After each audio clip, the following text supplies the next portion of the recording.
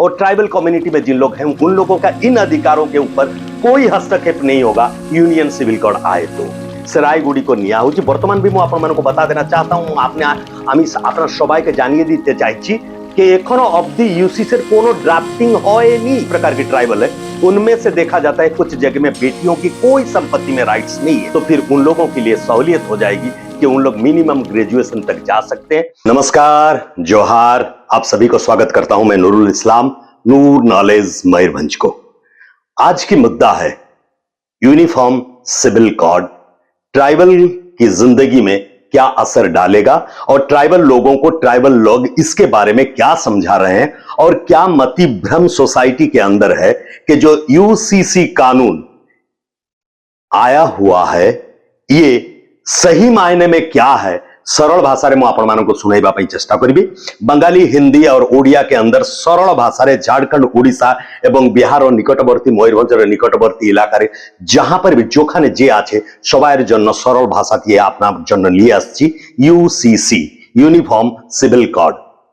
सबसे पहले ये जानकारी ले लेना जरूरी है, आपण मानको बुझी नवा जरूरी अछि कि यूनियन सिविल कोड आसिले ट्राइबल मानकर जीवन शैली उपरे किंबा तांकर व्यक्तिगत जीवन किंबा तांको उपरे दमनर प्रक्रिया की ना।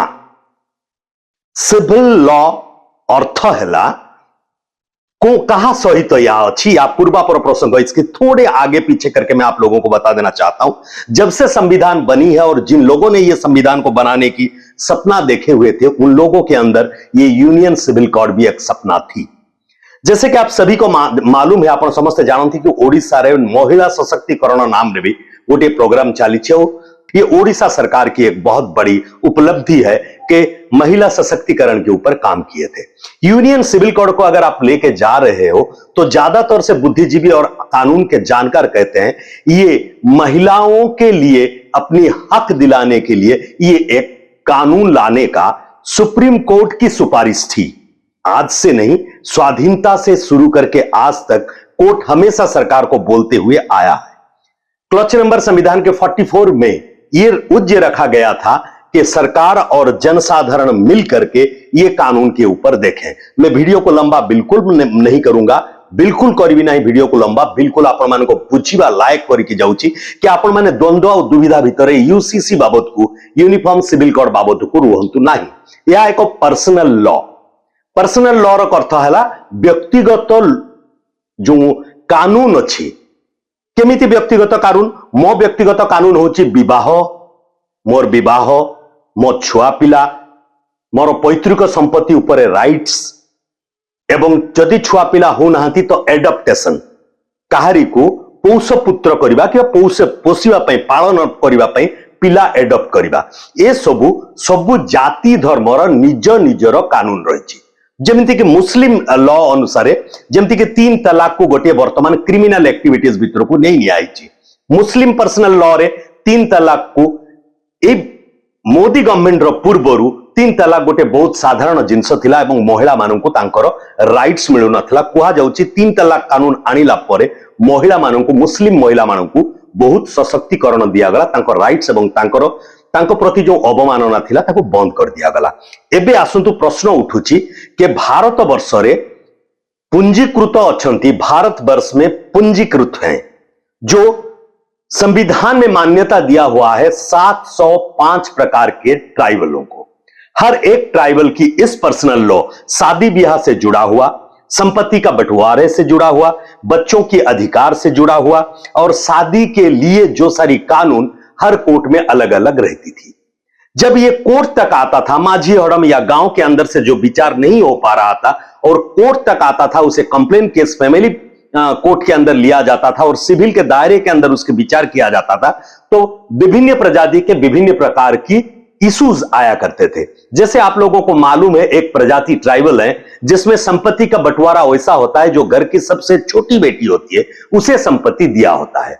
लेकिन यहां पर आप लोग देखे होंगे जैसे कि झारखंड, ओडिशा और बिहार, ये पाखापाखी जी अच्छी, इट्स सांताली डोमिनेटेड डिस्ट्रिक्ट। यहां सांताली डोमिनेटेड बोला जाएगा इसलिए कि आप लोग जिन लोगों का भी नाम उठा के ले ले, मैडम द्रौपदी मुर्मू जो राष्ट्रपति महोदया है वो भी सांताली कम्युनिटी से हैं।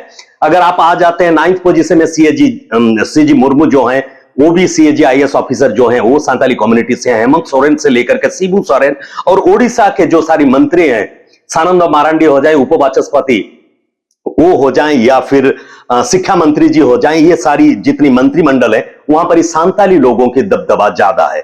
बोला जाता है कि जो मयूरभंज में भी 62 प्रकार के आदिवासी रहते हैं, लेकिन ज्यादा तौर से सांताली ट्राइबलों की जो नीति नियम है वो हो मुंडारी इन सभी के ऊपर कभी कभी इंप्लीमेंट हो जाता है। इसलिए सरकार ने सोचा और सरकार को बताया गया, कोर्ट के तरफ से, कोर्ट ने यह डिमांड किया कि आपने एक यूनिफॉर्म सिविल कोड लेके आइए, सभी के लिए कानून समान हो। क्या क्या समान होना चाहिए कि आप जिन लोग अपनी 2011 के सेंसेक्स के हिसाब में लगभग 11 करोड़ आदिवासी हैं, उनमें से जो 12 तारीख जुलाई 12 तारीख तक का ये लॉ कमिश्नर ने कुछ धर्म गुरुओं से किसी बुद्धिजीवियों को राय मांगी थी, पाखापाखी 22 लक्ष राय जाइछि से रायगुड़ी को निया होछि। वर्तमान भी मु आपण मानको बता देना चाहता हूं, आपने आमी अपना सबाई के जानिए दीते चाहिए कि एखनो अवधि यूसीसी कोनो ड्राफ्टिंग होएनी, किसी भी प्रकार की कोई ड्राफ्टिंग अभी तक नहीं हुआ है, सिर्फ राय कलेक्ट किया गया है।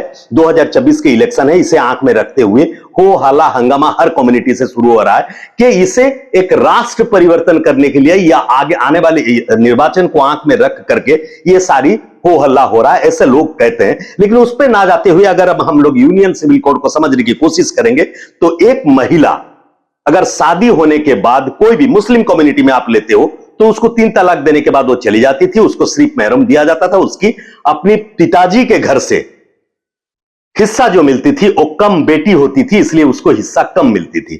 लेकिन हिंदू पर्सनल लॉ और एक लॉ में आता है कि बेटा और बेटी को समान भाग दिया जाता है।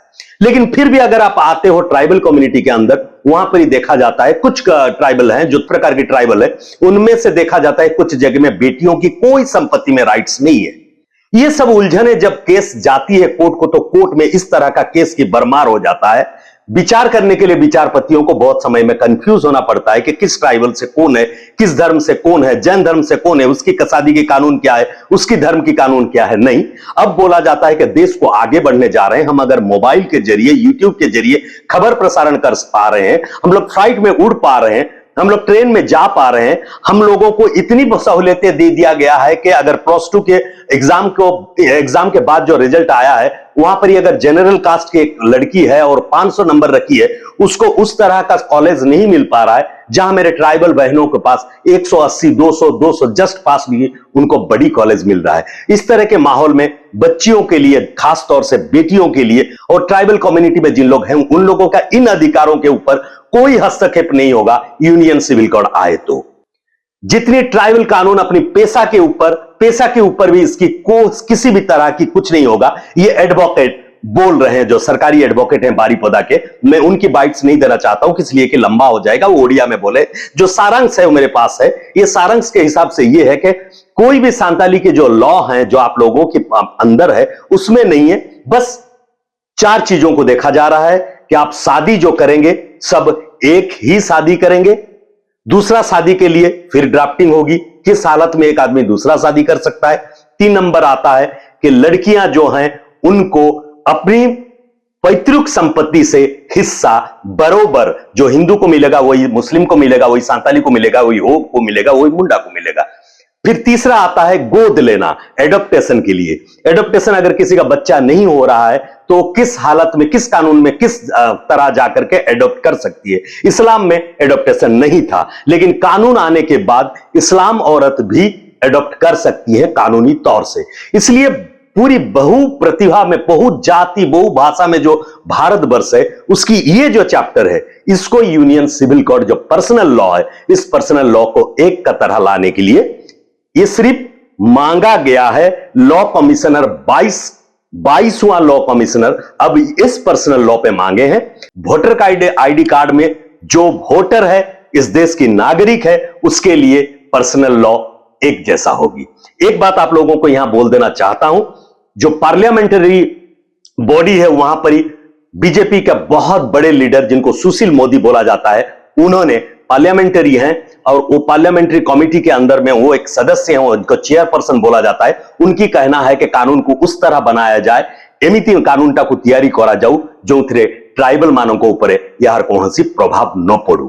तो देखिए, अब यूसीसी जो है यूनिफॉर्म सिविल कोड अगर आ जाता है तो मेरा मानना है, और मैं जिन जिन एडवोकेटों से बात किया हूं और जिन लोगों से मिला हूं, उन लोगों का मानना है कि हर महिला को एक अच्छी अधिकार मिल जाएगी। बच्चों की शादी की उम्र फिक्स कर दिया जाएगा, मतलब मिनिमम बच्चा ग्रेजुएशन तक का जा सकती है। ट्राइबल कम्युनिटी से बच्चा अगर 300 मार्क रख के बड़ी कॉलेज में सीट पा रही है तो फिर उन लोगों के लिए सहूलियत हो जाएगी कि उन लोग मिनिमम ग्रेजुएशन तक जा सकते हैं। मुस्लिम कम्युनिटी से भी बच्चे मिनिमम ग्रेजुएशन तक पढ़ाई कर सकते हैं, उनकी एज एक फिक्स हो जाएगी। जिस एज में हिंदू शादी होगा उसी एज में मुस्लिम, उसी एज में सांताली, उसी एज में सब कुछ। ये आ रहा है। अब की जो डिमांड मांगे हुए हैं लॉ कमिश्नर हम लोगों से सभी का, 12 तारीख इसकी आखिरी थी, 12 तारीख तक लगभग 20 लाख सजेशन पहुंचा हुआ है। इसकी ड्राफ्टिंग अभी तक नहीं हुई है। इसे लेके हो हल्ला करना या उसके बारे में जानकारी ना लेते हुए, सबसे बड़ी गलती मैं ये मान लेना चाहूंगा कि सरकार इसके बारे में अवेयरनेस करना जरूरी था कि ये पर्सनल लॉ क्या है, ये आने से लोगों को क्या फायदा होगा। उसके बाद नागरिक बोल सकता था कि ये आने के बाद हमारे लिए नुकसान क्या होगा। तो नुकसान तो कुछ सहा जाएगा। जैसे जैसे भारत स्वाधीन हुआ, ब्रिटिश से जो कानून थी वो कानून आज भी चल रही है। ब्रिटिश की सिविल लॉ जो थी आज भी चल रही है। टैक्सेशन के बारे में नया लॉज कुछ आए हैं और क्रिमिनल लॉ में बहुत सारी नया लॉ आए हैं, लेकिन सिविल लॉ जो थी, जो महिलाओं की हक, बच्चों की हक, जो पर्सनल व्यक्तिगत सिविल इशू के ऊपर ये लॉ अगर आएगा तो माना जाता है कि एक बहुत बड़ी क्रांति आएगी भारतवर्ष में। फिर कुछ की कहना है कि नहीं, ये एक पर्टिकुलर राजनीतिक दल की इलेक्शन की ट्रम्प कार्ड है। अब आप पे छोड़ रहा हूं, आप अपनी बुद्धि लगाइए और सोचिए, आपकी बीवी अगर उसके बाप के घर से कुछ दौलत लेके आ रही है कानून के हिसाब में, तो आपके बच्चों के फायदा हो रहा है। आपकी बहन अगर आपसे कोई दौलत लेके जा रही है तो उसकी घर के लिए फायदा हो रहा है। वाइस वर्सा है। आपके ऊपर छोड़ रहा हूं कि आप लोग देखें। हां, चंद लोग हैं जो नेतागिरी करते हैं, जिन लोगों को इन बातों को लेके आने से उन लोगों का रोजी रोटी चलता है, उनकी बात भी सुनिए। सुनने के बाद आप अपने आप फैसला करें ये लॉ कितनी हानिकारक है, या ये लॉ क्या सचमुच में आ सकता है। 705 प्रकार की आदिवासियों की इस तरह की पर्सनल लॉ को एक प्लेटफॉर्म के अंदर लाना क्या पॉसिबल है? तो मैं आप लोगों पे छोड़ रहा हूं, आपकी राय बिल्कुल कमेंट बॉक्स में दें कि यूनियन सिविल कोड आए तो आप क्या समझे हैं और आपके दिल में क्या किस किस्म की कोई सवाल है, आप बेशक मुझे कमेंट बॉक्स में लिखें। मैं आप लोगों की वो डाउट को क्लियर करने की कोशिश करूंगा, जो आइन की विशेषज्ञ हैं उनसे बात करते हुए। आज के लिए मुझे यहीं रहने दें। मैं आपके होस्ट एंड दोस्त नूरुल इस्लाम।